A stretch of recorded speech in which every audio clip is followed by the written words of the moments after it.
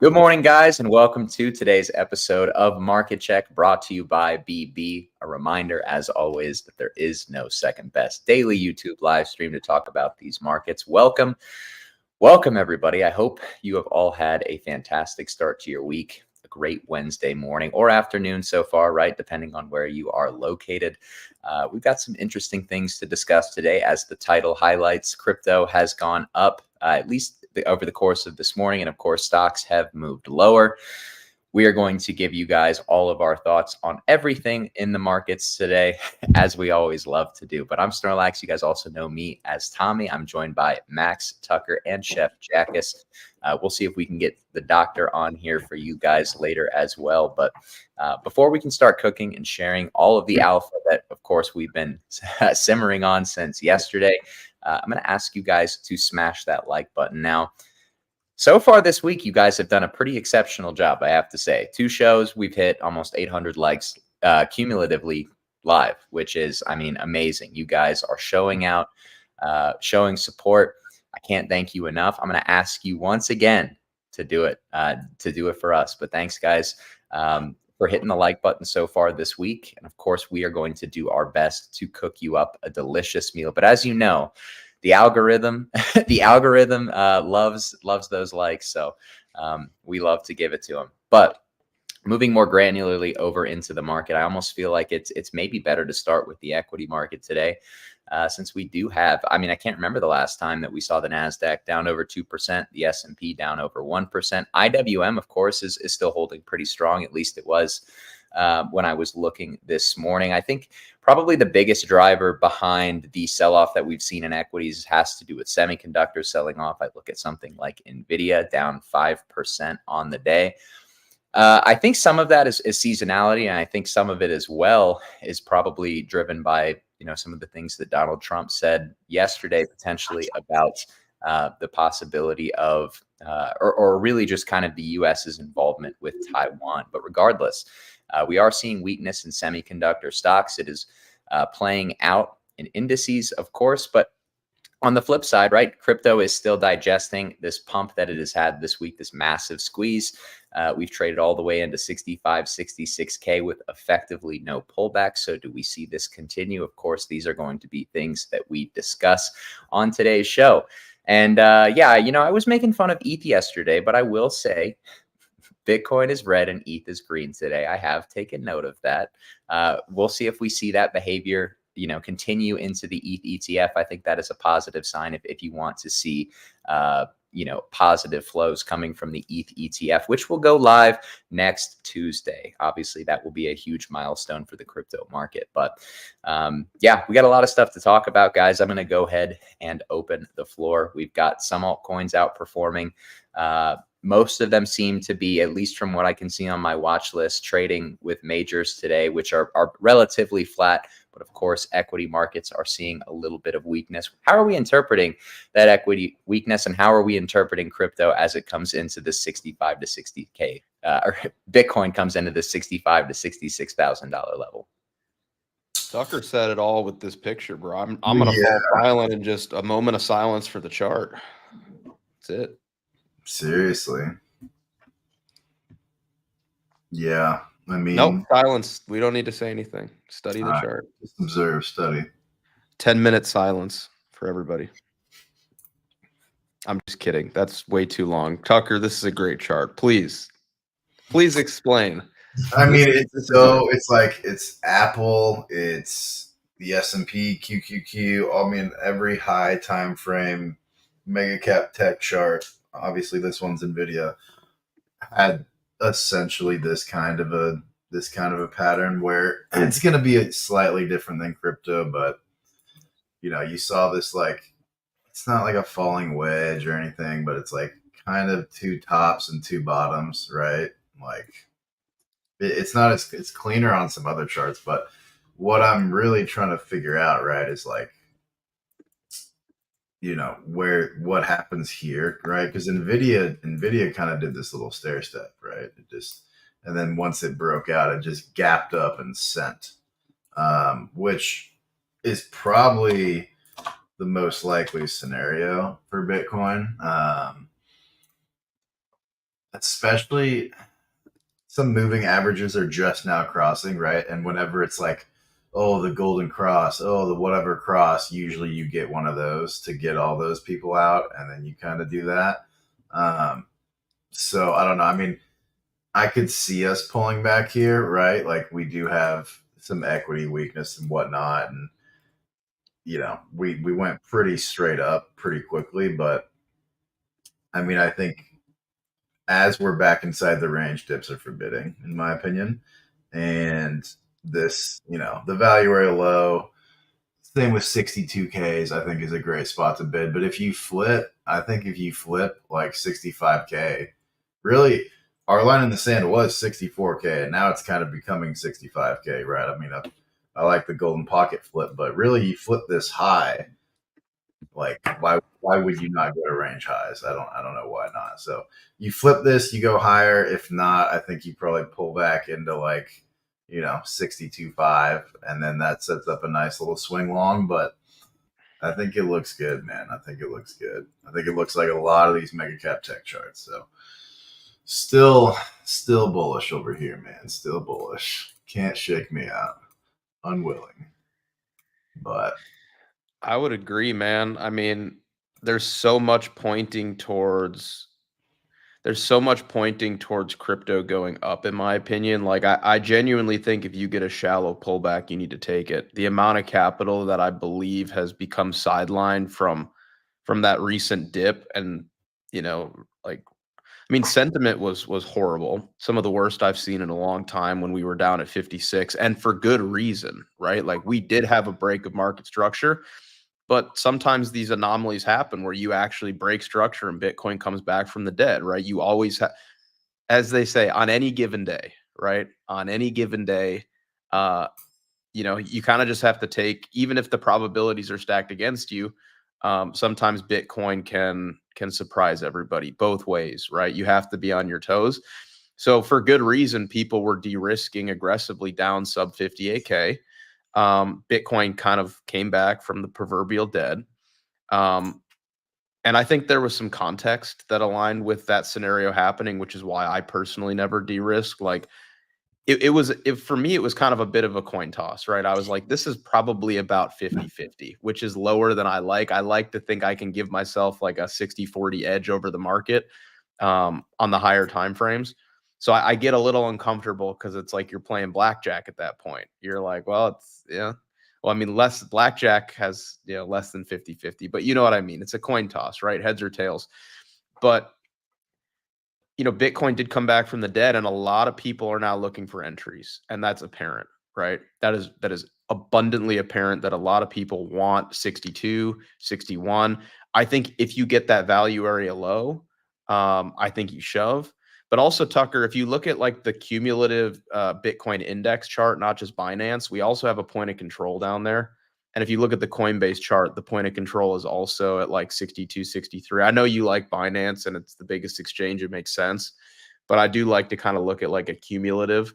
So your point of control is higher. Finalize or on TradingView? On TradingView, you just type in Bitcoin USD and you go to the index.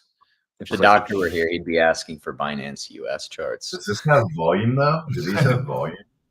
Yeah. So draw a just from the top, not the. Yeah, I mean, that's fine too, whatever. It's the same thing. But yeah, so you have your value area low and you've got your point of control, basically right around that previous high before the sell-off. I think if you're fortunate enough to get that level, you have to take it. We've now shifted trend to the upside. I am not of the opinion that this is some like bearish supply, retest. Tommy, no offense, I don't give a damn about Justin Sun. I think we're going to go higher. We'll talk about it, but I think things look absolutely primed for higher. I think Bitcoin truly is kind of a beach ball underwater here. I think contextually, with the NASDAQ pulling back is actually good for Bitcoin, which I'll share some charts with you guys in a bit about that. Additionally, just like every other cycle we've seen, IWM will start ripping right before Bitcoin basically follows it up to all-time highs. So I am overwhelmingly bullish crypto here. I think it's going to be a fantastic rest of this year. Truthfully, I do. But I don't know if I can be more clear than that. I know maybe a hot take, but I am long to the gills. Everything under the sun. Yeah, Just on my portfolio right now, you would What's up with Justin Sun though? institutionalize me. What? Justin Sun is underwater and a $1 billion long above like 67 or 68K. So what do you mean he's under higher? He's underwater. He's underwater. Cumulative, he's underwater by like on $1 billion. Why is that supply? Do you think he's going to close at break even? Is that what you're trying to say? Well, so here's the thing. If you are a seller and you want, because at the end of the day, crypto is all about liquidity, right? So if you're a buyer for one, you're going to have to effectively chew through that supply. But if you're a seller, you're more likely going to keep positioning like that pinned and off sides. Otherwise, the downtrend isn't that strong, right?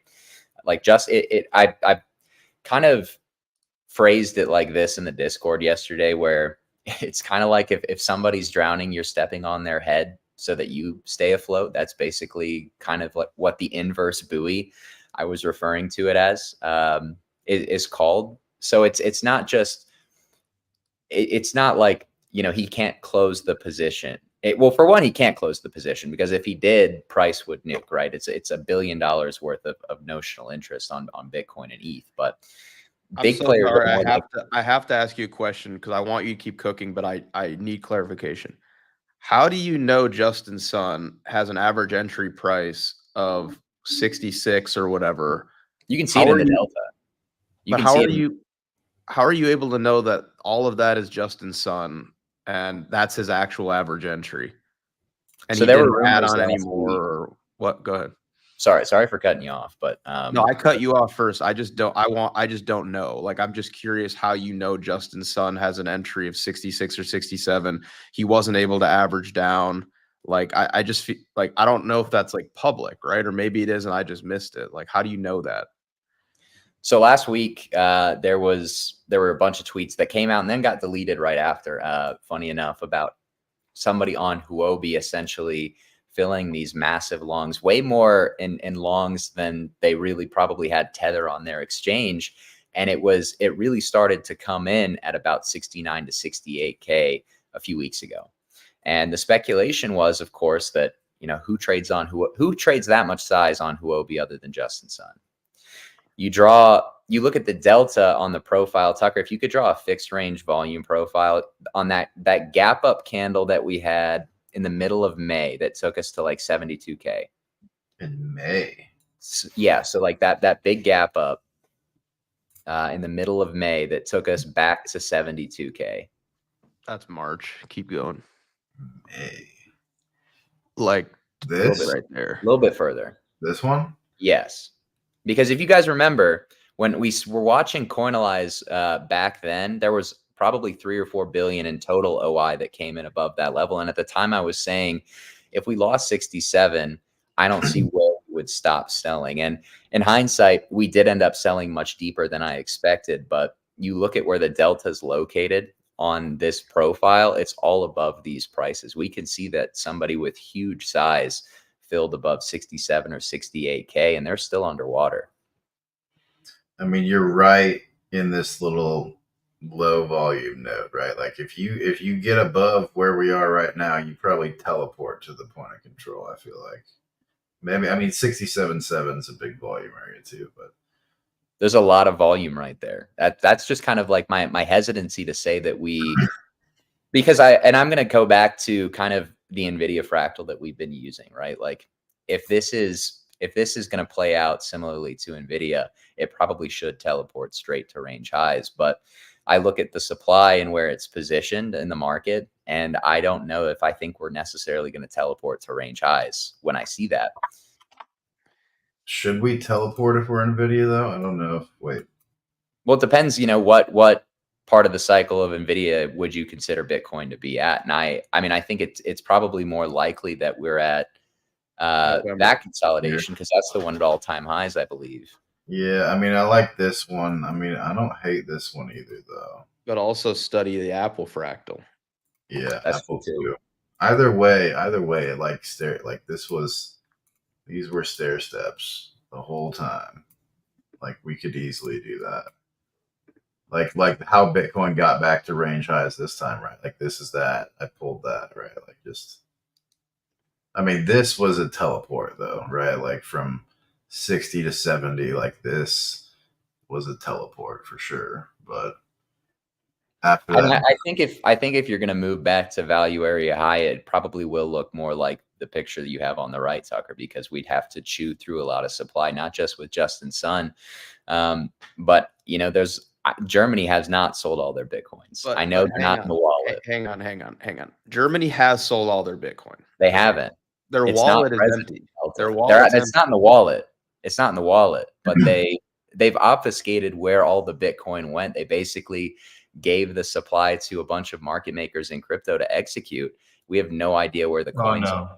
We haven't sold. Like you look at the Delta, Germany is so Germany might be a seller then. I thought they were out. I'm willing to concede and say maybe Germany is a seller, maybe. And they might already have their asks sitting at 70K for all we know. I don't know. That's real overhead supply.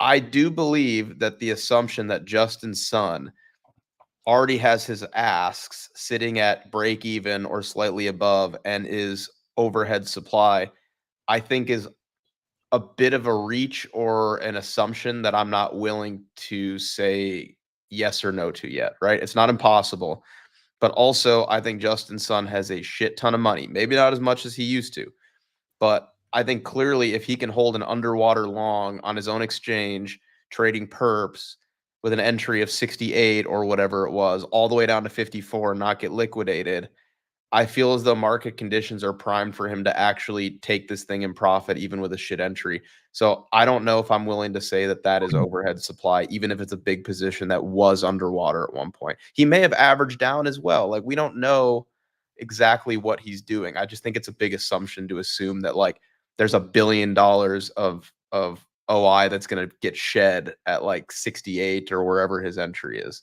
I don't know if I would agree with that. Maybe though, it's not. It just seems like a reach. Well, that's fair. I mean, it doesn't have to be Justin Sun, but we do still have billions in open interest that were opened above 67 or 68K that haven't closed. That I do still think is present in the market, even if it's not Justin Sun. So the question I've been kind of asking myself, right? Like you have the positioning that we knew came in at 67. Maybe it's Justin Sun, maybe it's not. You have Germany, who they definitely sold some coins. More than likely not all of them. And then, of course, on top of all of this, you have Mt. Gox. Who knows? We don't know what Mt. Gox is going to be. My question is, who's buying all of these coins? Who's going to be buying all of these Bitcoins to push us into range high and then to 100K? When, I mean, effectively, there could be billions and billions of supply coming into the market. Dude, okay, Mt. Gox is complete FUD garbage. Is it? I mean, they're actually distributing the coins in 1 to 2 weeks. They're finally. Hang on. I've heard that I have 10 years. 10 years. Go ahead. Hang on. So it's not FUD in the same way it always has been. Tommy, you are right that those coins are actually now on the open market, okay? Or they're going to be, right? So up in the past 10 years of FUD, that hasn't been the case. The FUD is materializing, right? I actually would prefer to call it naive, okay? Call it blindly optimistic. I side with optimism. Allow me to present you with this alternative, okay? Well, that's fair. That's fair. What if the multiple deca billions in Bitcoin that are about to be freed up and put back on the open market, should it be actually viewed like a liquidity injection into crypto? That was illiquidity. That was illiquid coins now suddenly becoming liquid again. The assumption that all of them are going to get sold on the open market, I think, again, is a huge assumption. Some of these dudes are apes. What if they use it to coin margin long, right? What if it's a liquidity injection? What if they swap into ETH? What if they swap into Tether and start long on perps? It's like, it's a liquidity injection. That was money that was not in crypto. Now it's in crypto and can be used. So yes, I'm sure some of it will be sold, but also if you put in $10,000 and bought, 10,000 Bitcoin back in the day, and now suddenly you're a multi-millionaire, you might just hang on to that shit and be like, I never thought Bitcoin was going to do what it did. Now I'm, a gorillionaire. I might just hold these coins now. I got 25 million in Bitcoin. I'm chilling, you know, or maybe you shave some. But again, the doomer assumption of like there's this overwhelming amount of supply from Justin Sun on perps, and also Mt. Gox coins are definitively going to be sold. I can't get behind either one of those. Like, I'm not saying that you're wrong in that there isn't some overhead supply, because look at the chart. There clearly is some supply above head, but I don't think it's like 20 billion in Bitcoin between like, you know, perp supply and spot supply. I think some of it may be sold, some of it may not, you know, but it's like, I just don't see contextually how things are that bearish here. Like, there's so much to be positive about, and now we've broken structure to the upside. So I don't know. And I agree. I think the long-term picture for crypto has never been more optimistic. On a 3 to 4 year time horizon, literally everything that you'd want to see for Bitcoin and crypto politically and economically is likely to play out. But I don't know if I think that's going to be priced in the next 1 to 2, 3 weeks, even when we have this supply hitting the market. And I agree that it's not all going to be sold, but a lot of it will be. And, you know, maybe it doesn't have to mean that we nuke, but I do think at the very least, it's going to take some time to chew through that supply, even if it doesn't outright dump the market. And I think that's important, right? Even though the long-term optimism is through the roof, and I agree. Like, I gave my Bitcoin target yesterday where I think we're going, but I don't know that I think that can be priced into the market as quickly as this supply is going to enter. And I think if the optimism were already priced in, theoretically we should be above range highs. We'd probably be at like 100K right now. I have a question there, Tommy, because I liked what you said earlier about the German government selling. So I have a question to all of you: do we know if it was like straight to the open market? Because I assumed that was the case, but you said that they might have been selling to market makers OTC, and if that's the case, then oh boy. Yeah, they basically distributed the coins to like every market maker in crypto, and they're trying to optimize the execution of the way that it's sold. So we don't know. Oh, no. We have no idea what that means, but the volume. I know what it means. That means insane fuckery. This is your final supply. This is it. This is your overhead supply. The only one that we can confirm. The rest is speculation, which I'm not going to rule out, but this is supply, right? And I understand that Justin Sun may have been on perps. He may be this candle, it sounds like, right? So, or he was just adding throughout that we put on so much OI. He may have been here too, though. Like he may have been this motherfucker right here. Like he may have been both, you know? So it's like, we know that this is overhead supply. In my opinion, you get reacceptance back in here. What are we talking about? Nothing else matters. Like, you get reacceptance back into, like, if you see this, like, it's it. Like, we're sending. That's it. This is your final boss, in my opinion. That's it. And if the German government or the market makers that apparently bought their coins OTC, they have a bunch of asks sitting up here, then, you know, maybe we do this and then we come back down and then we go up or something. But this is your final boss right here. Right here. Would you guys agree with that? Yeah? Yeah. Yeah. I don't think you're just getting stuffed at franchise again. Gotta be the final boss. We're going to do it. We're going to do it. We're going to, Jackus, we're going to R-word the final boss, okay? We Did are. you ever say that, Max? I don't say that word on YouTube, but you do. The European mind has no filter.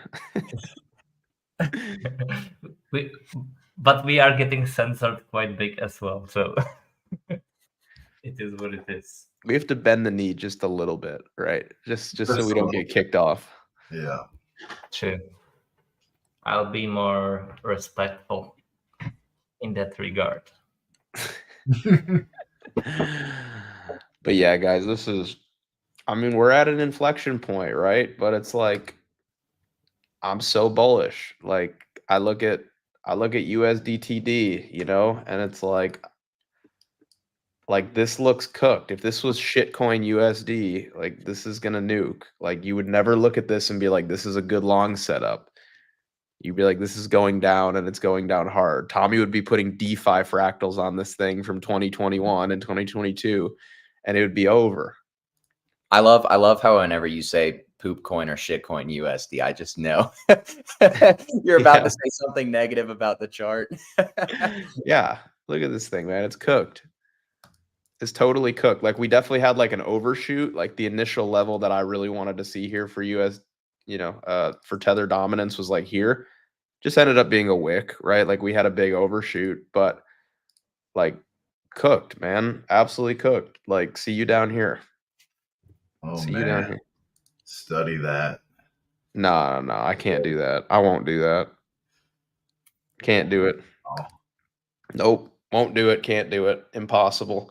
I wish I could. Max is only log charts with log fibs. Yep. Yeah. Study bull market mentality. Log. If Will were here, he would love this conversation. Will would be comment section attacking right now. Oh, for sure. I love those pictures that Z posted today in the chat. Those were great. That was like, what was it for Will? Like, I'm not interested in 10x or something. Not enough. It's not enough for Not Will. enough. Not enough. Yeah. Dude, now, I remember when we were talking about Doge going to above $1, and Will was like, "It's not enough beta for me." Yeah. I'm like, bro, that's a 10x, and he's like, "No, I'm not interested." Interested. Oh my god. All right, let's look at this real quick. We So, need total 3 too, Max. We need total 3. like this is what we're doing. This is what we're doing. Like, we might just rocket ship. I'm sorry. We might just straight up rocket ship. Look at the one at 40K too. Like here. Like, draw it to the left off the wick or something. Yeah, like that. Yeah. I mean, what are we talking about here? What are we talking about? What are we talking about? Here, I saw a good comment here. Bitcoin USD divided by M1 SL. I mean, let's check in on this. Oh my. Oh my. Bitcoin divided by the M1 money supply. Yeah. Oh my gosh. What are we talking about here? Wow. Jackus, I know you love this chart, Jackus, and I know this makes you bullish. I am bullish. Like, I've always been macro bullish. I do remain that. Yeah. A good chart right there. A man of few words today, Jackus. My gosh. Need you to be high, mid, and low time frame giga bullish at all times. 1 minute time frame, bullish. Yeah. 5 minute time frame, bullish. 15 through 1 hour, bullish. 1 hour What to about- 12 hour, bullish. Now, listen, you missed one important time frame, and that's 35 minutes. Yes. Also the 24 minute. How about the 35 second? Can we do that? I don't But have for that. real, this chart is insane, man. This is what's the most bullish for me. Like, let's look at this. Okay. This is insane, man. This monthly candle, like, this is telling me that, like, we're not going back down, right? We got to finish the job. It's July 17th. Okay. But if somehow, some way, we can get a July close above the May and the June opens, which is right here. And we have this month, the July monthly candle engulf the previous 2 months after basically fake breakdown. That's insanely bullish. We don't even have to engulf. It would just be like, it would be so pretty if we did, right? It'd just be so pretty. That's Now, if legit we're what still- XRP has done. If we're still above the monthly open by the end of the month, I mean, that would be it'd be very difficult for me to find a bearish case for the market. All right, so 2 weeks until Tommy's a perma-bull. I can wait. I can wait that long. That's fine. What I find the most amazing about this chart, again, continually, and I know Tucker's a 0.5 respector, monthly FEG. That. Wow.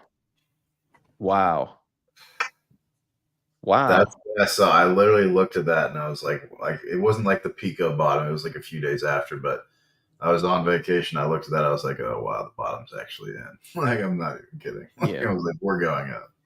Yeah, and that happened, by the way. That same type of buyback, monthly FEG 0.5, happened when SVB went down right over here. So back in, I believe this was March, Silicon Valley Bank went down. Bitcoin fired right into the 0.5 of this monthly FEG. Bang. You know, it's pretty crazy how this works. I love the 0.5 of a monthly FEG. So nice. And it also called the bottom, the FTX bottom too, funny enough. Like, look at this. Like, if you mark these out, there's some real signal in them. Like, look at the 0.5 right here. Study it. I mean, look at Seriously. Look at this. That's crazy. The tough part with this one is that you do not know which one to use there. I'll tell you why I do. You don't know for sure, but what I've noticed about FEGs is that if you mark up aggressively and there's a bunch of them, you leave the last one and you do the second to last one. It doesn't always work, but I feel like that's been kind of a signal, at least for me, from when I've done it. So I don't know. Gaps don't fill in strong trends. Or you just keep bidding every 0.5 until it finally works, and then you say you caught the bottom. That works too? That works. That works. Study. Like, study zooming out. Study zooming out. Yeah, and this one also, it was kind of obvious because, not that I actually picked the bottom, right? But like in hindsight, this is kind of an obvious level, right? This was almost like too obvious to bid, where it was like, they're not going to make it that easy. Like, everybody wants like 11K, 10K. Like, look at this mega support right here. Front running the super obvious level, you know, I don't know. There's something to it, right? I guess you could have gone down a little bit lower, but I feel like the front ran made sense. I mean, everybody wanted 52, right? 50, 51, 52K on the recent drop. With the 53.5 and went straight up. Like, yeah, that's classic. Yeah. I don't know. I mean, let's look at ETH BTC, right? We have the Ethereum ETF that's going to start trading real soon. Tommy, I need you to take it easy on this chart now, all right? You're asking maybe too much. I mean, I don't love that it's kind of like, you know. Do you know what is insane? That is literally the same price as it was October 2023. Like, exactly the same price. That's nearly a year now.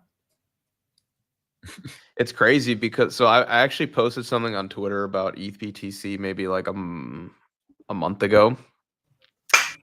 I think it was about a month ago. And some guy was like, "You've been wrong for so long. Like, BB has just been like buying ETH BTC for so long. You've been so wrong." And I was like, no, when I got bullish ETH, it was like at the same price that we've been at forever. It's just been like 7 months of me sitting in ETH when I could have been in Bitcoin, right? But like when we started getting aggressive and accumulating was like in this bottom range right here. I was like, no, we weren't like wrong. It just like hasn't moved yet. It's just been like sideways forever. Like we've been under 0.06 since October, right? So how many days has that been? My answer to that, Max, 300. Do you think that the people that bought Bitcoin at 20K in June 2022 were wrong? No, they weren't. They were very much so right. It is what it is. I have no more to say. I mean, it's true, right? I mean, I don't care about ETH outperformance. The only reason I care about ETH outperformance is because of my ETH beta, right? But it's like the idea of like which asset, ETH or Bitcoin, is going to give you more percentage gains up at this stage, in my opinion, is like kind of silly with how diluted the altcoin market is.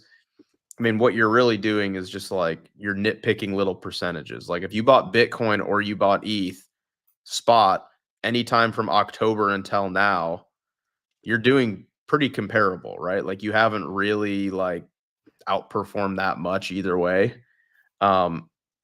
You know, but it's more of like indicative of the state of the altcoin market, right? Like if ETH BTC is pumping, then your beta is really pumping. So it's like our beta just hasn't gone crazy yet because ETH hasn't outperformed. What's that? We're pumping. Boys, we're pumping? Yeah, boys, we're pumping a little bit. Oh, boys, we're pumping. Study. No, but actually it looks pretty good here.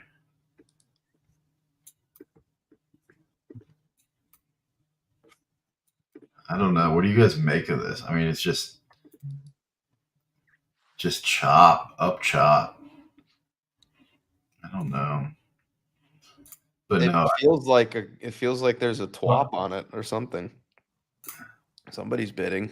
Where was the Justin Sun adding to his longs?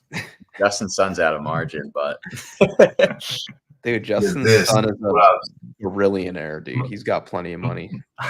This is margin longing his margin longs.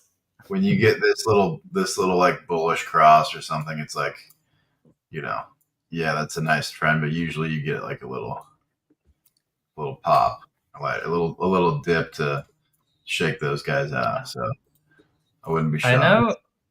I know yesterday, Tucker, you had like a moving average that was more, I think it was on the weekly, I'm not sure. Yeah, where it's the pi cycle one, the lower EMA on the pi cycle one. Is this it? It's this one. Yeah, you gotta put on the other one too. I want to see it. Because get rid of the this one. Do you use it on the daily or on the weekly? They stay. They don't move. It's not sharp. I see. Yeah, all right. Tucker, we're getting comments about how bad your mic is, man. No, is it that bad? Yeah, no, aren't I on the You sound okay, but not. I feel like you used to sound better. Like you came back from Europe. I feel like your cat ate your microphone. This mic used to work really well, and then it got really bad, and so I had to switch to computer audio today. So, you get a new mic, man. That's not a tip. That's a prescription. How much is that one you got? Dude, this I was gonna buy a pro mic as well, but seeing how you guys do with those pro mics, I'm not sure if it's worth it. This is an Amazon. Mine is nice. Okay. Mine is really nice. This is an Amazon shit. Amazon shit. $50 right here. $40. $100 is good. $200. This one was like $300, $350 or something like that. But that's because I make so many YouTube videos. Like people in the YouTube videos were like, "Your mic is awful, man. Like you need to get a better setup." So I got a new camera and mic. All right. I'll buy it, Daniel. DK. I thought you got a new mic, Tucker, like a few months ago. This was it, and it worked well until I got back, and now like I'm on computer audio right now, right? But because this sounds good. No, this is worse than computer audio, like way worse right now for some reason. I don't know why, but it's getting thrown in the trash for sure. But anyway, study the moving average, Jackus. Study the moving average. You don't have to tell me, Tucker. No, I know. Jackus, I want I'd like a snack from you today. I'm hoping that you can talk about XRP because you've been following it for a long time. You might be the only man on the team that truly believes that a huge pump might be coming. and something is potentially happening. I know Tommy's gambling on it right now, but he's not a believer. All right, he's a trader. You are an XRP believer, Jackus. Months and months ago, you first started talking about it. I thought you were crazy. I still think you might be a little bit crazy. But would you please explain the $589 target for XRP? Listen, you guys should avoid XRP. I don't want you to be buying right now. I want you to be buying like 2 months from now or so, right? I need exit liquidity. That's my alpha. Jackus, you're becoming a real Twitter influencer. That's what they all do. That's how people shape you up, man. Yeah, I mean, look at the monthly candle. You can put it on. Maybe you could show us the insane. monthly candle because you're here. I don't know. My internet's not good. Cannot That's show not charts. true. That's not true. That's a It's lie. laggy. No, it's not. Come on. I believe Tucker is our pro master trading view. Tucker has a analyzer. deep hatred and prejudice for XRP. He would never chart it. No, yeah, no. I wanna see. I know that Tucker has lines on his XRP. Yeah, I probably Let's see do. what those are. He's got a horizontal line drawn at 0 for XRP. I love when I go back through old charts that I haven't opened in like over a year, and I still have lines on them from back in the day. It's always interesting to see how your analysis stands the test of time. What is this line, dude? We're gonna delete that. No, I mean it doesn't look bad. You know, the higher lows don't look terrible. This was a nice. Can you put on the monthly candle? I mean,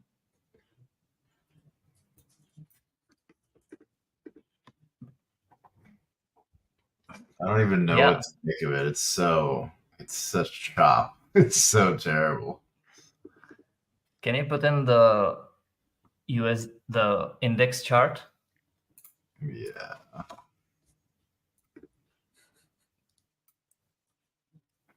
Log? No. Well, you can too, but do you see that downtrend breaking?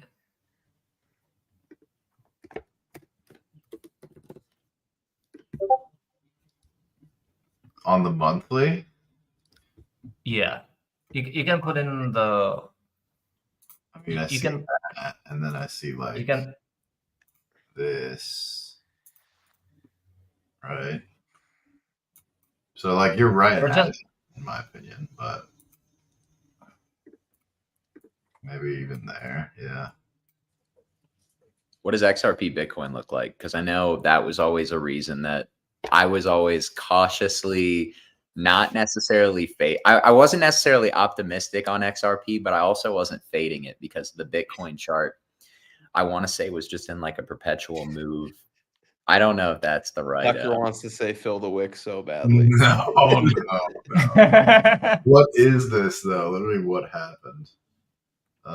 What do you want me to use? Bitstamp? Yeah. What? Oh, there's a wick on that too. It's over. You guys know that back in the day, Justin Sun actually kind of made it off of XRP. Did he? Yeah. Tommy, why do you know so much about Justin Sun, bro? This is just anecdotal because he came up earlier in the show. I was thinking about it. He sold the Pico. He was the top of XRP.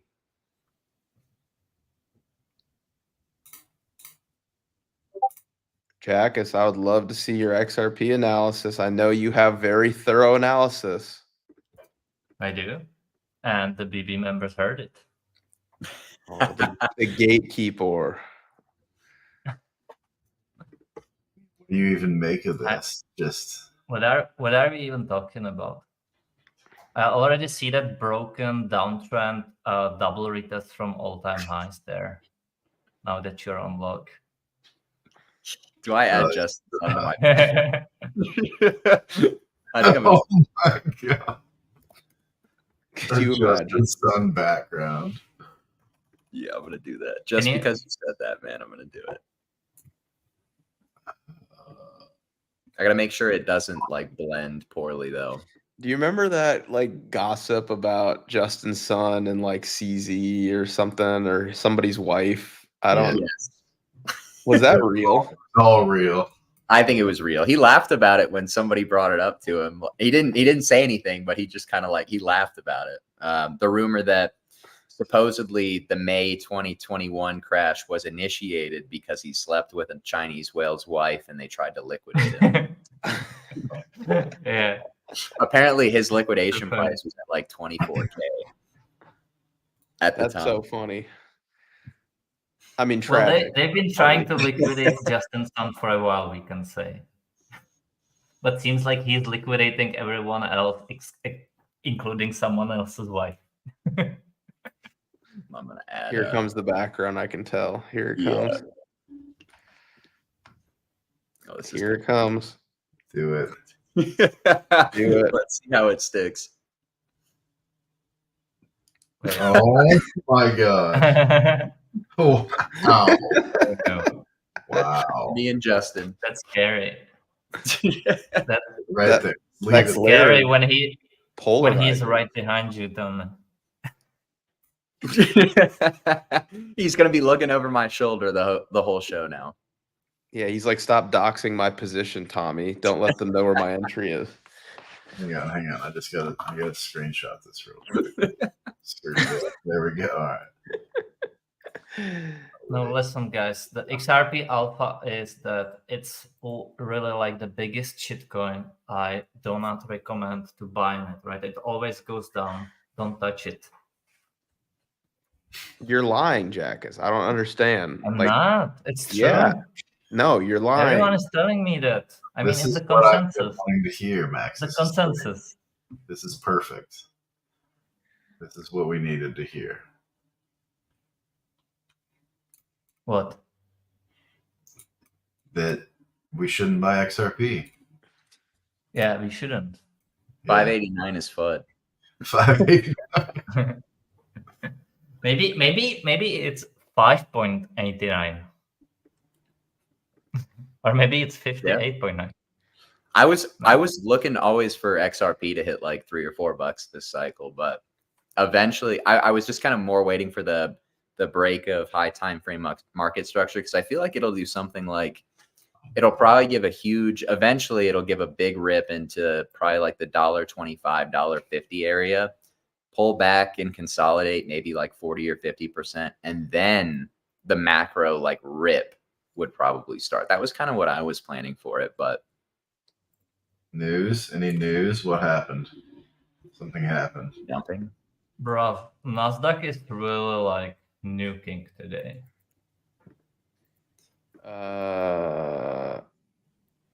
Is Valentin on it? Let's look at equity markets, Tucker. All right. I don't see any news. I guess we're not really down that much, but I'm on the Daniel, I It's Justin invite Sun's you- overhead supply. Daniel, I invite you to join BB Discord Gold. He's already on it. Oh, he's in there. He's in there. He's in there. Oh, all right. Then you know. He gave $20 for the XRP Alpha. Come on, Jackus. He has. Come on. I mean, that's he's pretty gonna good. make way more. He's gonna do way more. He is a giga He knows. chat. He knows when it's the right time to dump XRP. Whether that's now, whether that's a week from now, a month from now, a year from now. Jackus, I'm You know. about to ship you to Japan. How coy you're sounding right now.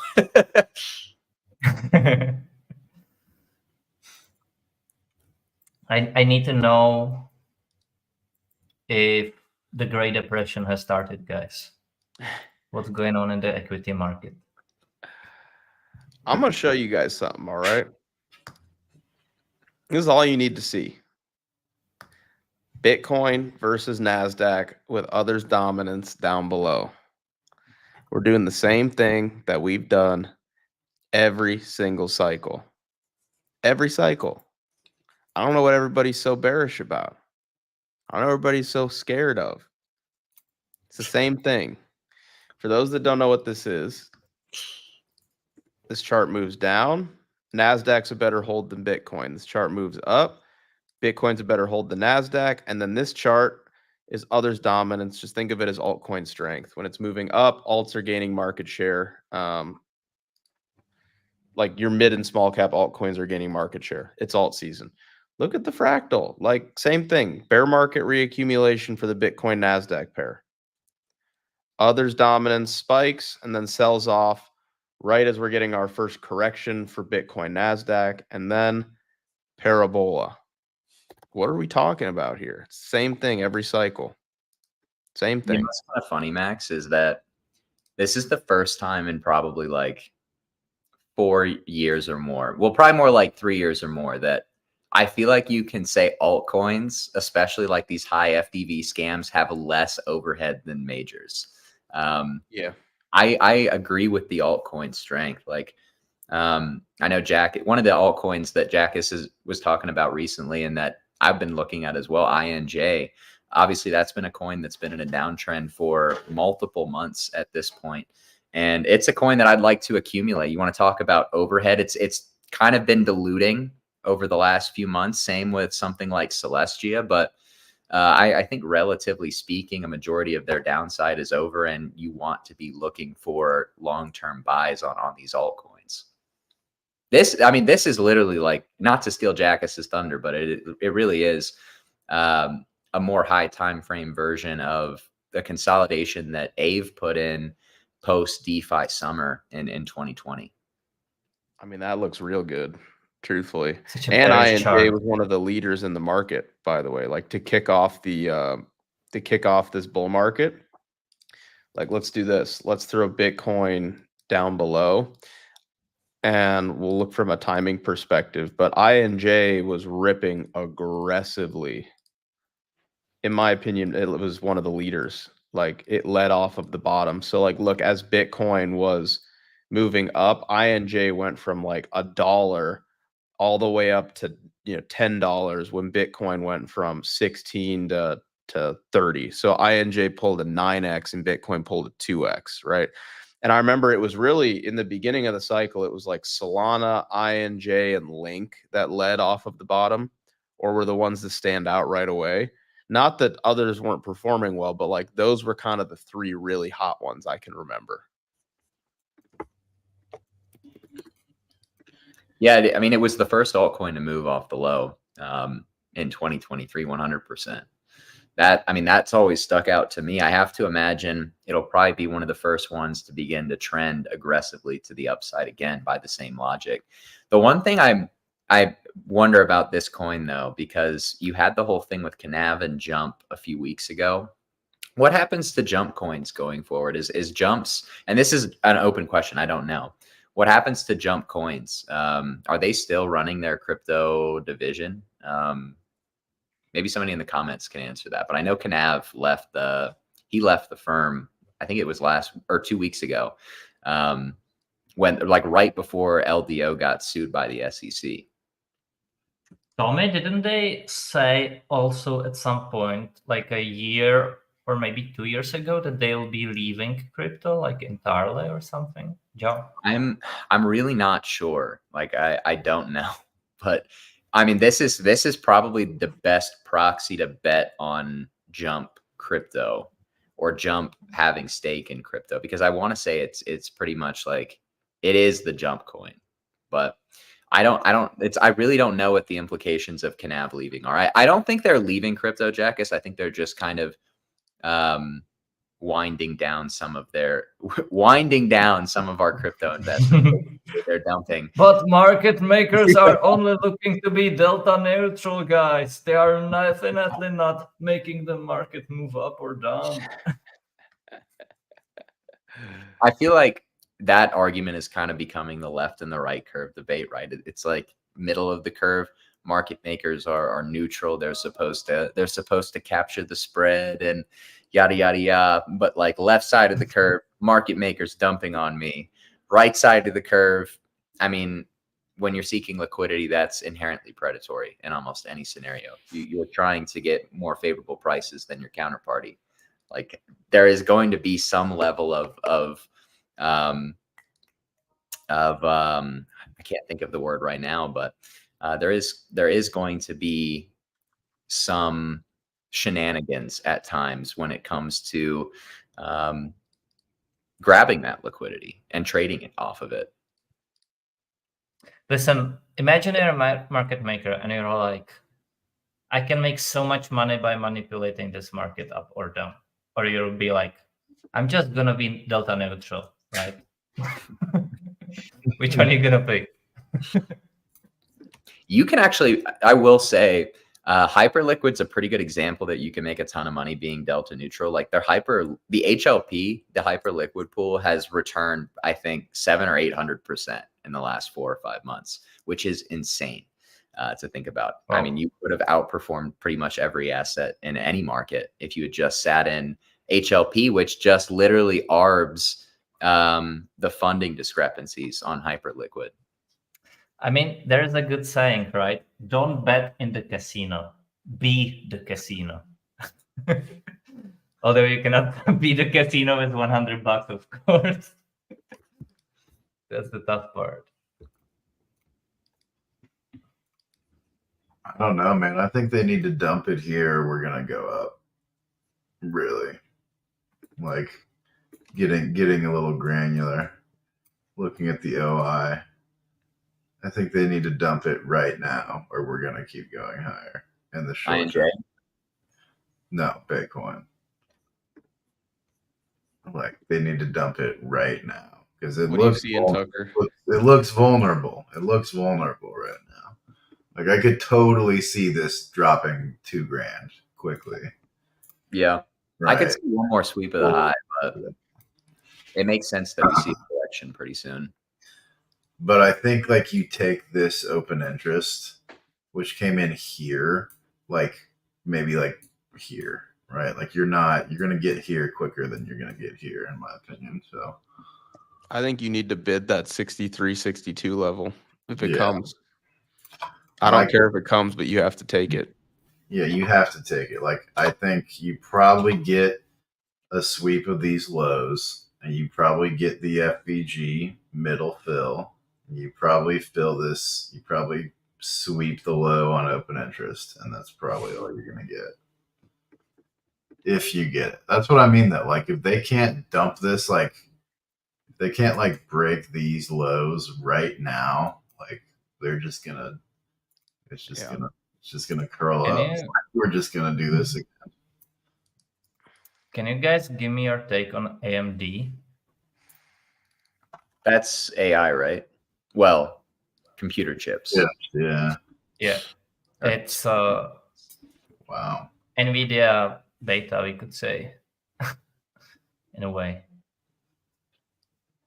I don't know how to feel about that, but I kind of think Nvidia will keep coming down. That's been my bias for a few weeks now. What do you guys think, Mark Stucker? I feel like we called the bottom on this for some reason. I don't remember why, but it was like the 3. I know why. I was referencing this one to crypto. Was that it? What coin was it? I think one was. Was it Cardano? Yeah. One of them was Cardano, but we could have applied this to like anything. Yeah. I mean, this was super clean. It's a beautiful 3-tap at support that's set up. So I don't know. I mean, where it is right now, not where it was in 2016. Looks like you got a lower high, maybe. I just think equities are probably going to chop a little bit, and you're going to get crypto to catch up. So here's what I will say about equities. This is the best I feel like the VIX has looked in quite a while. Tommy, how are you talking about the VIX right now? I'm talking about it because it's actually starting to break market structure a bit to the upside. If you zoom in a little bit more, it is. Oh yeah. No, it did gap up pretty nicely. Was there a Taiwan FUD again? No, Trump just said something yesterday about it. I think this time in general is just bad seasonality for semis, though. Anyway, I think, Tommy, that's a good take with the wicks. I'm watching that one too. I think that like any spike on it, I think it could go slightly higher, but I think any spike for it could still be a good buying opportunity, because I think that before there is like a significant wider equity market pullback, I still think we're gonna go below the November 2019 low. Like the market has kind of been playing with it for a while, and I think it's kind of like the low before COVID, basically, like the significant one.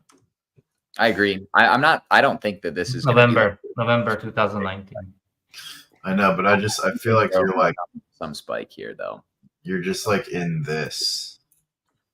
Yeah. Probably gonna get down here, so you know. Oh, you think that low you're gonna go? I mean, yeah. You've been setting lower lows on the VIX forever. Yeah. So maybe not that low, but I don't know. But like for me, I'm like, it's just if we're in this and we're in this and this, it's not worth it for me to play these. Like, you know what I mean? Like, I'd rather just be giga long this whole time. Like, you know. Well, I think 25 to 30 could be a reasonable target for a VIX spike around here, just based on more granular time frames. That's huge. That's huge. Really not that big. 25 is up here. That would be a higher high. Tucker, since you mentioned that you wanna be long in that one, which I do agree with. Do you guys follow the Move Index? If you know what it is, it's a volatility index for bonds, and I think it's exactly at that point that you mentioned. We should be long TLT, basically. Yeah, we should be. Good thing I'm long TLT. Yeah. I remember this. This was terrifying. I remember that. Was that You're SPB? still in log model. No, it was just like 2023 at some point. Yeah, it was SPB. It was SPB. Yeah, it was. I remember when it was that high, and I was like, everyone was like, "It is over. We are cooked. This is gonna die." Thank you, Janet. That was when yields were going to 13%. Do you remember when everyone came out when TLT was just collapsing and just started hindsight narrating what was happening and then fudding it, saying like rates were going twice as high as they really were? Crazy, man. The FUD down here was unbelievable. I'm not gonna say his name, but you know who. I won't. Yeah. But there was a particular individual. He knows who he is. He knows who he is. They came out on our space, fudded the Miko bottom. And I think I was messaging Jackus on Discord and I said, I'm buying more TMF tomorrow as soon as the market opens. And then it just recovered from that level. I'm not saying who it was. The one who must not be named. Yes, the one who must not be named, but you know who I'm talking about. Yes. It's not Voldemort. I've been waiting for TLT to move higher for like a month now, and it just hasn't been moving. Yeah. It's been so frustrating. I bought on that last swing dip, so I've been in for a little bit longer than you told me. I'm in profit, but I wanted to start a ripping now as well. Well, my calls are for I think they're for the end of September, so I've just been waiting for it to move. But like, I thought it would have started by now. I'll be honest. Trump said something about U.S. Treasuries yesterday, didn't he? You got to get the dollar to nuke really hard. What did he say? I think he basically said something along the lines that they're going to devalue the U.S. debt. And which is going to send, the dollar is obviously not reacting very positively to that. They might just make you wait until literally the first rate cut, and then TLT is going to rock it. Like, Maybe they just make you wait until the literal day of the cut. I don't know. It's being priced in 100% for September now, but For yields, it is. For TLT, I'm just surprised it hasn't been moving a bit stronger, kind of based on that information. yeah. Yeah. Like look at the 2-year yield. That's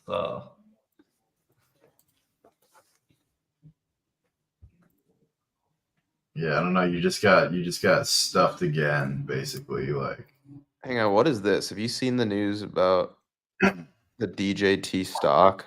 They shorted it before the assassination attempt. who did? I don't No know. way. Pull up the chart though. Let's look at it. Pelosi shorted the stock.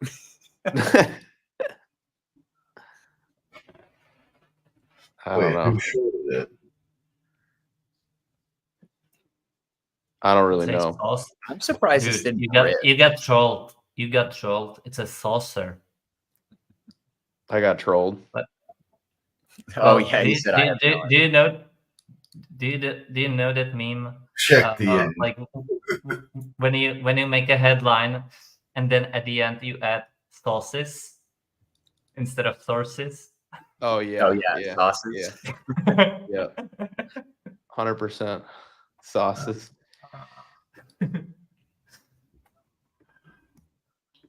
I don't know. So do we think we're getting news on China, Taiwan because Trump said that? I mean, unironically. I don't know. I only bring it up because of this. A few weeks ago on this show, I don't know if anybody remembers me saying it, but I said the next 6 months would be the most favorable time period for China to invade Taiwan from an astrological standpoint. Everybody's been making fun of me for using astrology lately, but like from an astrological standpoint. Xi Jinping just loves the moon, Tommy. He has hired astrologers. He has personal astrologers. I guarantee it. Xi Jinping? Yes. I would argue that most major politicians globally probably have an astrologer, or at least one, if not multiple. He looked at the moon.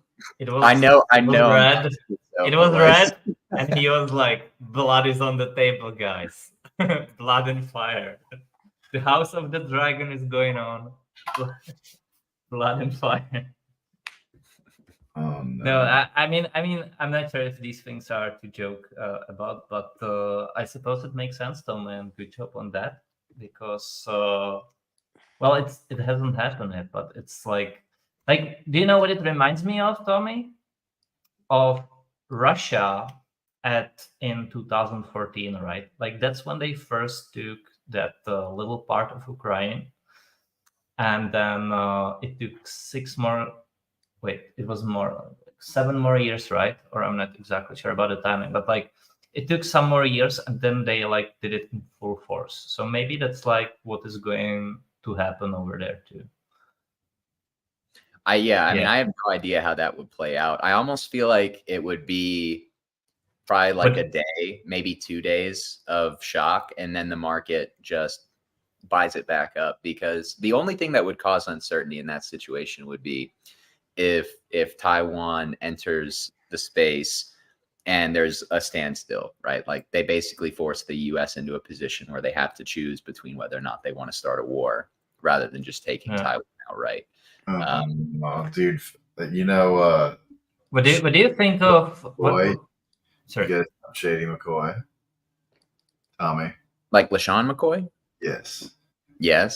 He just tweeted out, "Yo, dropping contract." No way. Not even kidding. Dude, what is with these guys? Do they not have enough money? Like, what are they doing? I don't know. I think we underestimate how expensive things have gotten, man. It's hard on the super wealthy, man. They gotta drop contract. How will I be able to DoorDash food every day on this salary? Oh my god. Tommy, I know that you have some puts on Nvidia. If China were to invade Taiwan, that could play out big.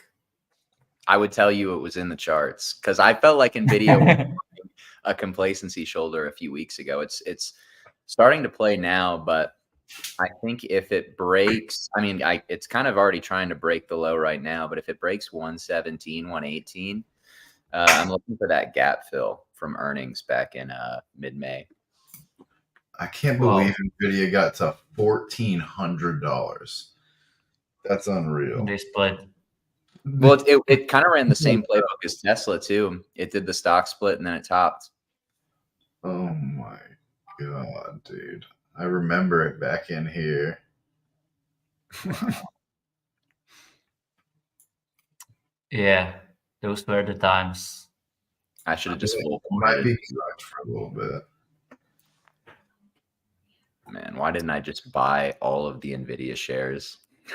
Why didn't I just buy like end of 2024 $1,200 calls when Nvidia was at the lows?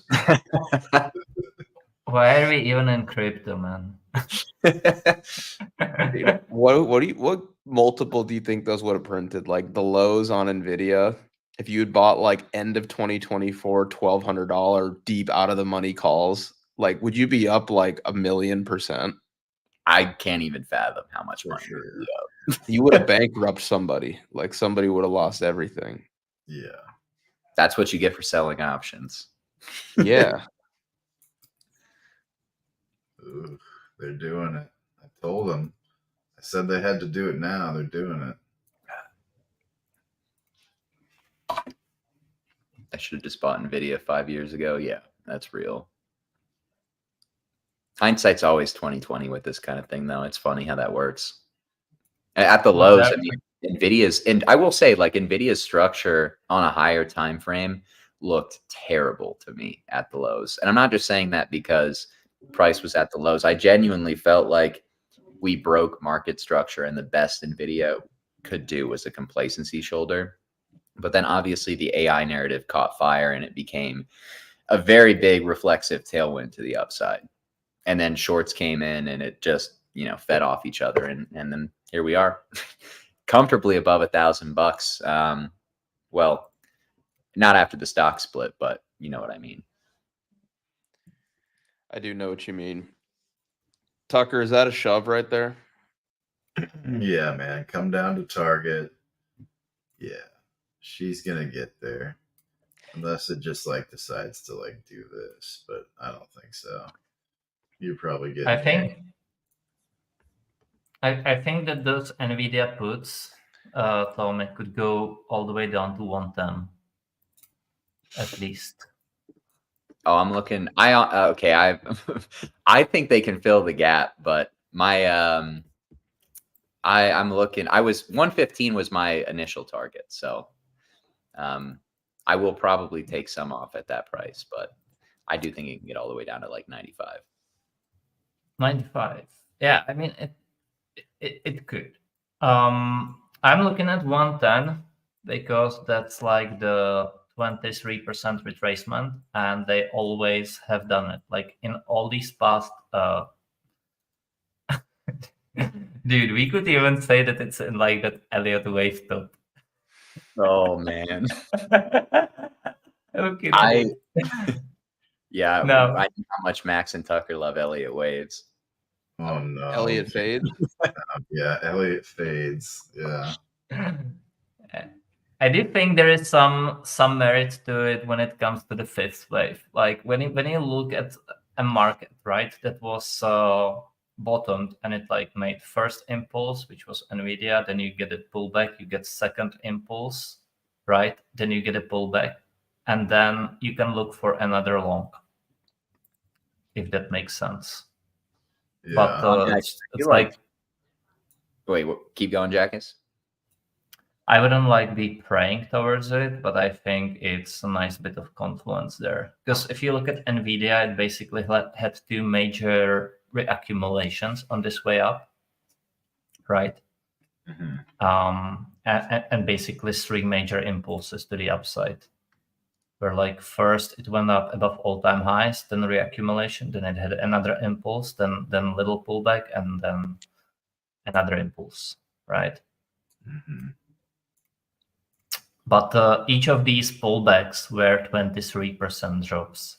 So I think that 110 target for your put makes sense. But I understand that you are, taking my advice to your heart and taking profits early. Partial profit. Yeah, I mean, if you hit a great trade, you always want to come away with something because honestly, like losing money feels way, way worse if you like round Then trip making money. it first. Like I just feel stupid when I round trip what I thought was a great trade. That always sucks. But yeah, that's an insane. This is the Bitcoin of AI right here, guys. Wait, I is this genuinely what the think Elliott- Bitcoin is doing the Nvidia fractal though. Like I think we're in that first yellow chop solidation right there. Yeah. I never thought I'd see Tucker pull out an Elliott wave too. Like, literally, I would have bet my life savings that Tucker would have never done that. What he just did. This is. This is historic. I mean, I see what they're talking about on this one, but If it's he- that's the listen, problem. All Tucker. hindsight. It's all hindsight. There's no predictive power to it. It's all hindsight, and I know people will say there is, but I don't buy that. So I'll do If it. you in send this on Twitter right now, you'll get thousands likes. I know. You could have seen the Nvidia dump coming if you had just charted Elliott waves. Here, I can teach you how to use Elliott waves. Like who would draw this chart when it looked like this? Like nobody, not one single person would have drawn this when the chart looked like that. No. Okay, it's just not. It's like I said, that low that it set in 2022 technically broke market structure. Like theoretically, the bounce should not have been any more than complacency. Yeah. No, but that was a sweep. That was a sweep though. That wasn't a break. You mean the low, the literal low, tell me? Yeah, the literal low. That to me felt like a market structure break at the time.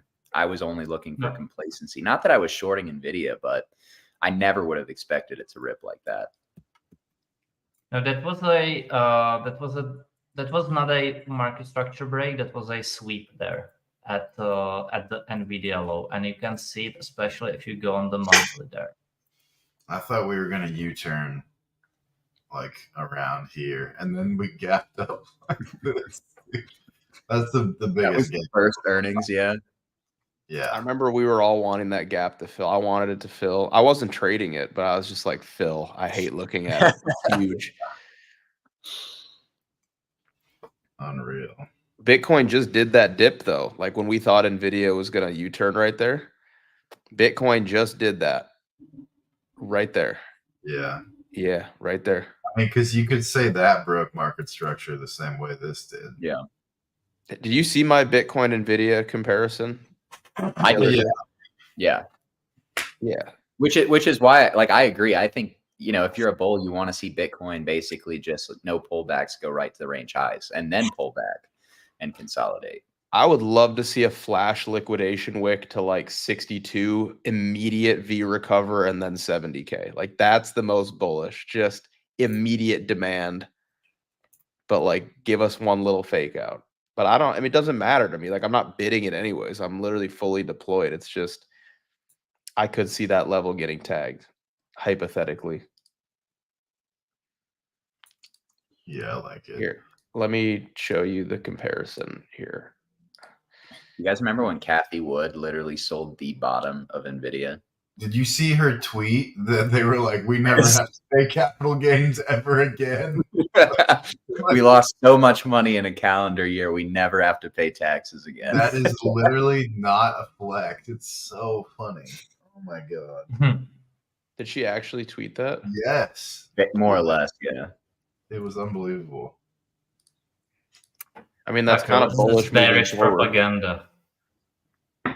Talk about spinning it in your favor. My gosh. What is ARK Tucker, right now?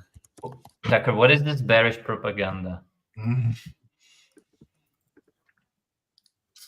I know, Jackus. I know. It was hard for me to even draw it. I'm just joking. I'm just joking.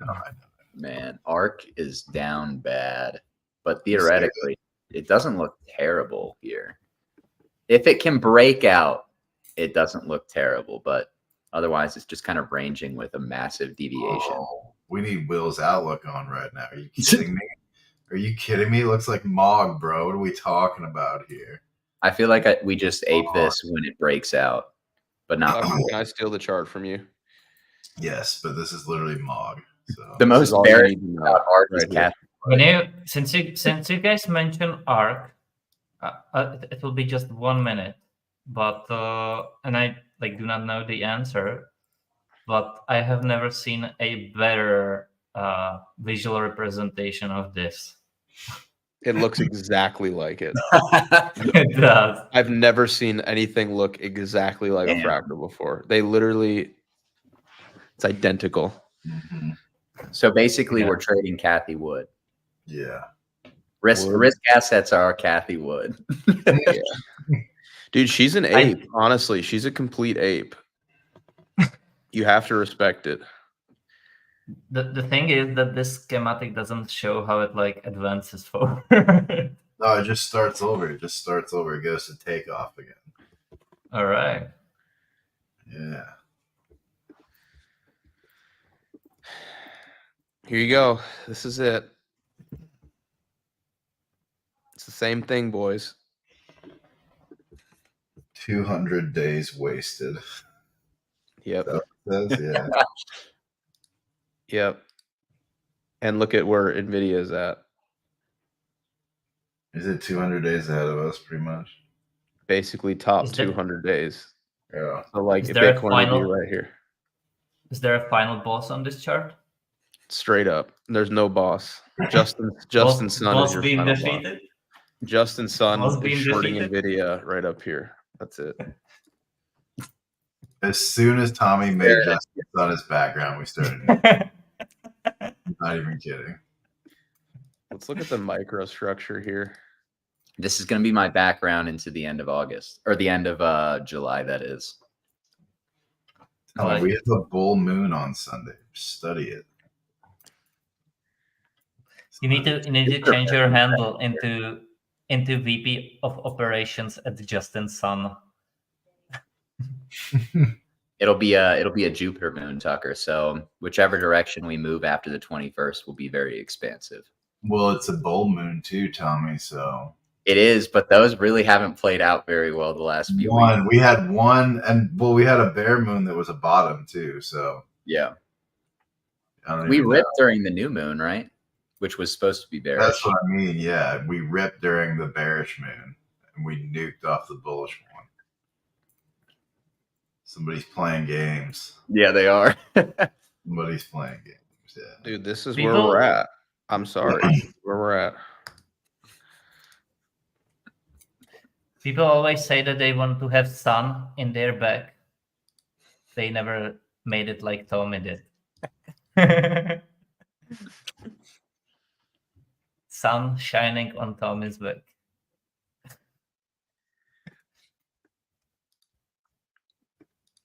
Let's see, what is IWM doing today?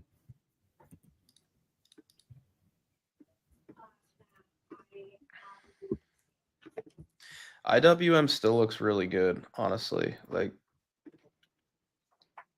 It never looked bad. No. Comments just back me up, man. Jesus. Look at this chart, man. I mean, this is... I mean, here's the deal. We're in one of two spots right now. Yeah, that was sending me. We're in one of two spots.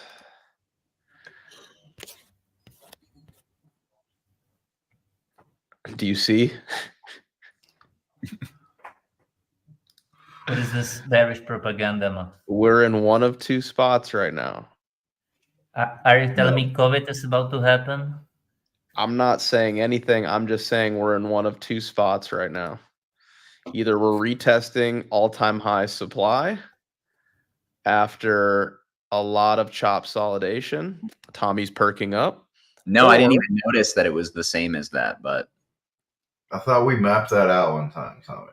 yeah, but I didn't realize the retest of supply was the exact same too. Or we're right here. Tommy has another propaganda for you, Max. Go ahead. And For IWM? Yeah. Do I? We're in one of these. What did you say this morning?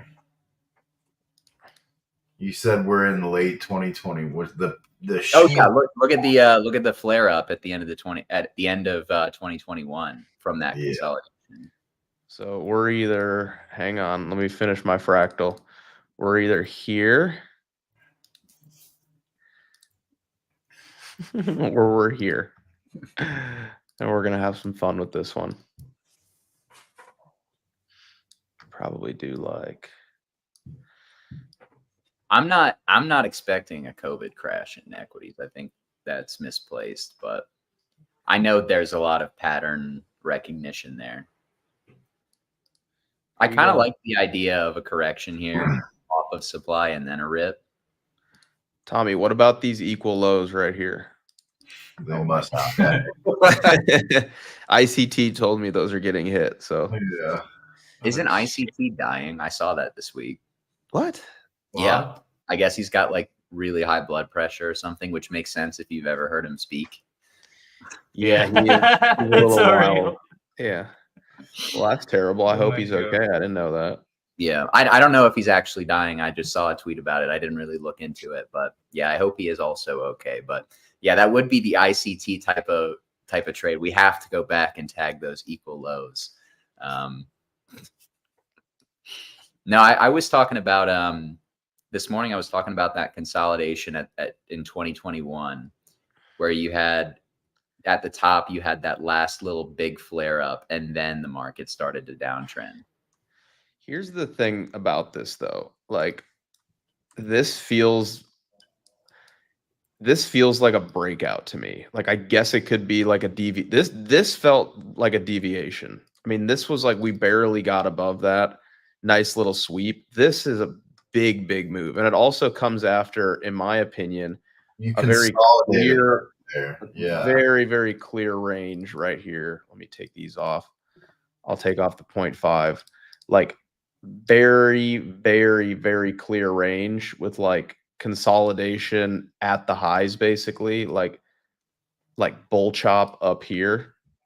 So I just don't really see, I don't see the similarities, honestly. Like, this feels very different to me than this little move and then immediate jeet down. Like, the jeet down should have happened from right here. Now we've blasted through after reestablishing value at range high. You know, they don't feel the same to me. I don't know how you feel about that, Tommy, but they feel very different to me. I agree. I'm really not that. I know the Russell pumping usually can signal that equities have like imminent demise. I don't think that's where we're at cyclically, but I am open to the idea of a pullback on the IWM. Just because we talked about it before, when IWM pumps, it's important from a positioning standpoint because everybody shorts the Russell and small caps to hedge their bets on large caps, which if you go back to 2000, chart the NASDAQ against the Russell, it's a very profitable trade. So when the Russell pumps, you do kind of have hedges cleaned off the board, which is also why I'm kind of more open to the idea of that VIX spike here locally. But I think the outlook on small businesses over the next few years is very positive. So I'm not like, I know there's a lot of pattern recognition to giga nukes in the past, but I think if you see downside on the Russell, it's more than likely a pullback for buying. That's how I'm approaching it. And at the very least, we talked about it. The best way to bet on small caps isn't even the Russell. It's probably just Robinhood. Yeah, I would agree. I would agree with that. Yeah. Yeah, this is different. Like, yeah, this is just. They built a lot of value on the Russell at range highs. There should be theoretically more stickiness to this pump. Yeah. Like this. What's crazy is that Russell, like that SPX, which has more companies in it and is like large cap included, has better outperformance than Russell does since 03. Yeah, no, the Russell's been an underperformer since inception, pretty much. Like, there's very, very few times it makes sense to be in the Russell versus QQQ. If you chart, if you chart the Russell against QQQ since the tech bubble, it's not even remotely close. Let's do it right now. Let's do it down. right now. It's literally down. That's the reason the trade is so profitable and why they use small caps as a perpetual hedge. Yeah. Study this. That's the trade, man. But here's the thing. I want to point out, I want to discuss a point in time when it is actually like what it implies for the state of the overall market when the Russell does pump. So go back to mine real quick. When the Russell really starts pumping, right? It's like, look, contextually, where were we? Deep value, like bull chop under previous all-time high, which is right here, right? So when I look at where we're at right now and I put that fractal over it and I say, okay, like the Russell has been in deep, deep value, right? Like we could even do something like, you know, we could chart it against this, right? Like this is IWM against the Russell. We could do something like this, right? And we could say, oh, we're like right here. This is the exact same. The fractal looks the exact same. We're breaking out right now, IWM versus the NASDAQ. And again, under the previous all-time high, looks the exact same, right? You could definitely make a case for us being like right in here, given the IWM versus NASDAQ pair. It doesn't mean it's a good hold long-term, but short-term, what it implies is like, we're about to see froth. Like we're about to see the point in the market when things really heat up and you see shit co's and shit coins get bid, right? And here we could even put on others dominance at the bottom and look when others dominance starts to move, right? It's right when IWM versus the NASDAQ starts to move. That's when shit coins. It's shit co's and shit coins. This is IWM versus the NASDAQ. This is it, you know? So it's like contextually, we're about to hit froth, you know? Like here it is. Same thing. Same structure down here as well for others dominance, right? 1, 2, 3, right as IWM versus NASDAQ is starting to break up. So I'm viewing this as like, this is like real strength, you know, like this is not some little fluffy pump. Like IWM is about to chad to all-time high. We're about to see this fractal play out, you know, which again would imply like now we can throw Bitcoin on there too. Like, let's see what Bitcoin did last cycle. Like that was the start of the bull market last cycle. Look at what Bitcoin did, you know, right as IWM here, I'll remove our shit coins, right? Right as IWM versus the NASDAQ started to rip higher, right, under previous all-time high, that was when like the real bull market began for Bitcoin, right? As again, this pair was breaking up. So I think the Russell's just leading Bitcoin by like a couple weeks. So I don't know. I mean, I hope I'm right, but I feel like the Russell's not telling us it's over. I feel like the Russell's telling us it's about to heat up.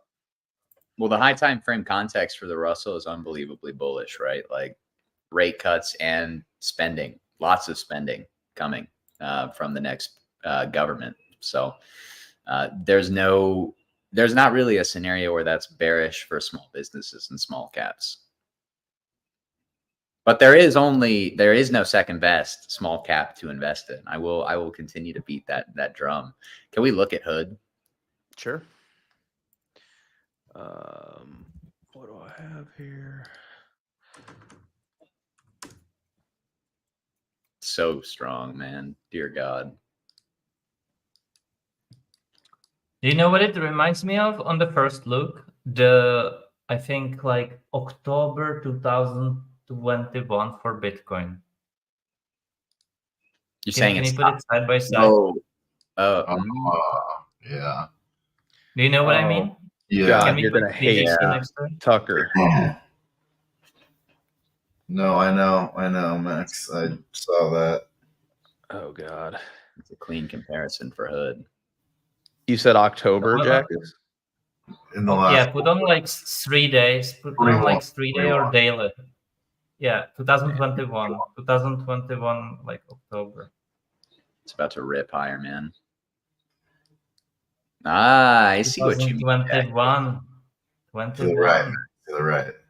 Holy cow. What? 2021. But that works too. That works too, Jacket. I don't see. I know what you're talking about. I don't want to. That doesn't fit my bias, so I'm gonna. Or are you talking But about then, this, Jackus? Like up in here? October? I legit said October 2021. No, I know. I just don't see it. Like, Oh, maybe put on like 2-day. I see exactly. Oh no, Jackus, I see what you're saying. Don't tell me that. oh, I see what you're talking. Don't tell me Oh, that. Oh god. completely. Yeah. I mean, you would basically be like right here. Yeah. I don't know. Maybe. I do not know. I just that it looks like that, but because yeah, exactly. I think a lot of why I'm so bullish on Hood over. I mean, this is probably more like a decade-long theme, but it's not just the small cap in the traditional sense. It literally is also trying to have bank-like functionality. I know Tucker does. Max, do you use Robinhood for? I love Robinhood. Okay, I thought so. I know you use it, but I think Tucker has like the card for it, or he wanted to. They But there's won't give it. Yeah, lot they need of- to give it to me. I'm on the wait list. Study this, Tommy. Oh my god! That's so creepy. Inception. Max, you need to create. You need to create the third one. You need to create the third one. All right, with hang Tucker on. there as well. Tucker, I'm in his Okay. neck. can you move your mic so I can get your face? You look like a Hydra right now, Tucker. and look into the camera and smile, or be or. All right, hang on. All right, hang on. The man staring behind or over your shoulder, looking at your stops. Yeah, what is that? What is that meme? Everybody has the gun and Justin Sun's the one on. The dip of the dip. Yeah. Dip. Man, oh man. No. You gotta get the other way. Yeah, move your mic. Maybe Wow. go to the right side from your POV, Max. Wow. Hold up. All right, I got it. Captured forever. Wow. If you understand this. The market is nuking, and we're doing this. Oh, Hood is. It's over, Tommy. Don't tell me that, Tucker. Oh my god. Equal lows swept. Dude, we're not even nuking. Like, this is gonna resolve. Did you see somebody said shorts are Seifu? Dude, I'm not even worried about this drop at all, man. Like, send it to 62. It's fine. Seriously. Oh, we're gonna send it to 62. That's the bid spot there. That's the bid spot. Absolutely. But I don't want to see this. Like, I want to see it. So chill out a little bit. Tucker, what do you make of the soul weakness today, or soul Bitcoin here? Because I know that was something that we've been talking about. Oh my god! Look at the low time frames. Oh, Jesus Christ! Let's see. Still right on schedule, brother. Right on schedule. No, I don't know. Let's see the. Have to. I mean, Soul Bitcoin hasn't like broken any market structure in a bearish way yet, so it's kind of more projection. But I don't want to see a shoulder form on Soul Bitcoin at these prices. It needs to break those highs because I mean, like something has to signal alt season. Either ETH Bitcoin has to rip, or sold Bitcoin has to rip. I would agree with that. I mean, with the ETF next week, I feel like it's got to be ETH at this point. Even though sold Bitcoin kind of looks better, right, on a higher time frame, obviously, than ETH BTC, just being down only. I think it's probably ETH BTC that rips, because it probably does just start getting a passive bid next week, and it's like, it's not bearish. Like, it's gonna probably go up. It's not a. I feel like that shouldn't be super controversial. Jack boxing himself. Wow. Wow. Does ETH Bitcoin finally come home to 0.038 as we have long discussed? And Tommy, debated? chill, bro. Chill. No. Tommy just can't help himself. If we get that level, I'm calling the forever bottom on ETH Bitcoin. I will say that. Forever bottom. The forever bottom. Are you full porting ETH BTC? Those highs are all I getting. might rather own Bitcoin on principle, but you said forever bottom, Tommy. That's not true, because you also have a working thesis that ETH would go to 0 one day. So I know that that's not true. Not literally 0, right? I mean, it's like it's a joke, but I do think someday the USD price is going to get destroyed for the reasons that I've talked about, but I won't go into them on today's show because I have a broken record on it. But if ETH Bitcoin trades down into 0.038, I probably would consider buying ETH for the first time in a really long time on like a spot level, not like just a perps level. Hold on.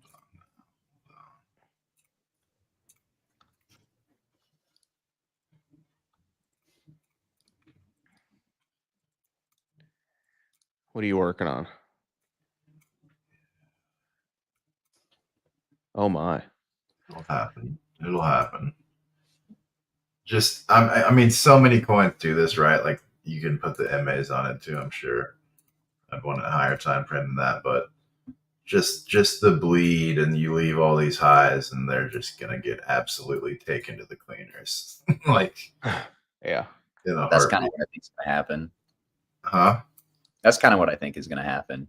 I guess. Oh my God, Tommy, I kind of see what you're talking about a little bit, right? Like ETH BTC is like right here. Dude, the market, ETH BTC cannot take a dive down after all of this. Like, no. I know. I don't think it. I can't allow for that. I can't. Like that. And same with ETH BTC. Like what we talked about a long time ago was like this whole thing, right? And then it just like 2 spikes down, and then it bled, and I don't know. I don't think that's gonna happen, but no. Imagine if it happens on the spot ETF launch. That would be so depressing. It looked like one of those half pipe charts. Like Bitcoin's looks really good on BlackRock's, but if ETH dumped, you'd get one of those VC scam style half pipes that form on ETH ETF. A half pipe. The half pipe. We're gonna make a new BB Academy course on the half pipe pattern. Robinhood and Coin, that's the half pipe. I'm not saying ETH would have one that big, but like it's effectively the same thing. All right, guys, we need to call this show before we take a dark turn here. We've been going for an hour 44. Tommy, you know the drill. Take us out. Yeah, I will run through some screen. Sorry. Oh man, I'm happy it's that Matrix. I'm happy that His Excellency could join us to close out today's show. Somebody's got to take a screenshot of this right now before we. Oh wait, okay, I got it. I'll be honest. Everybody get in position. All right, there we go. Got it. His Excellency. I would love if somebody called me His Excellency, man. That's your nickname, but It was a good show, though. It was a fantastic show. We cooked for. I have no idea where the like button's at. I'll be kind of disappointed if it's not really It's high. not good. We It's not cooked. good. Yeah, we cooked a delicious meal not today good. for you guys.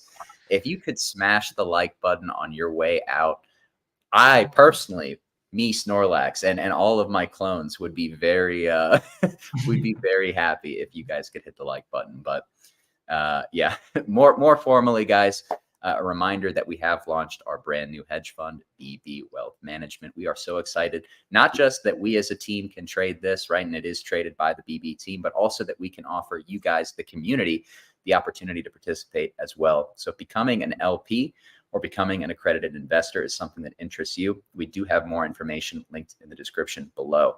But of course, guys, as a general overview, the fund tries to manage investment opportunities in a way that capitalizes on obviously crypto's asymmetric history for upside, as well as the investment risks posed in any market. So like I said, becoming an accredited investor or LP is something that interests you.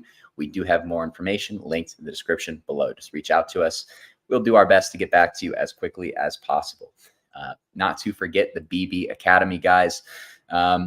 Currently going for about $4.99. I mean, it is. Well, I mean, it's probably the best value for any course that you can find in all of crypto and all of markets. I'll be honest. Like, you get to learn from a lot of traders that have been crushing the markets with very different styles. If you're looking to build your educational base, hone the tools you already have, even master specific skills, it's the best course out there on the market. So I can't recommend it enough. And we put a lot of time into it, right? Like, I mean, it literally took us about 8 or 9 months to create. It's not something that we just spit out for you guys on a whim. We put a lot of time and effort into it. So make sure to check that out. It is definitely worth the value. We gave away some yesterday. So if you weren't watching yesterday's show, maybe tune in the future. You can get these things at a discount, but I wouldn't, I wouldn't count on it because it's up to Tucker at the end of the day. And he really doesn't like when we do those. But yeah, guys. We do a lot. We do a lot for you guys. If you guys enjoyed Market Check today, we will be back for another episode tomorrow, right around 11 a.m. Eastern Standard Time. A reminder that we are live around that time, or we go live around that time, Monday through Friday during New York sessions or whenever New York session is open. So if you enjoyed the show, it's your first time, make sure to tune back in. If you're a regular, we hope that you return. Regardless, I hope that you guys smash the like button on your way out. We did a lot of cooking today. Honestly, the show almost went 2 hours, and it was honestly like this episode was chock full of alpha, I have to say. So definitely hit the like button, but not to forget Market Talk hosted by the legendary King Wabi. We had Michael Green on that space earlier this week. Make sure to check out that episode as well. It was very informative. And Wabi always has great guests on. So if you enjoyed Market Check in the morning, you want a fix of Market Talk in the afternoon, that is a great way to finish out your day. But that's it from us, guys. We hope that you had a fantastic rest of your day. We hope that you enjoyed the show. And of course, we will be back for another episode. Tucker guys. doesn't know. Thanks again. What did you do? Oh, wow.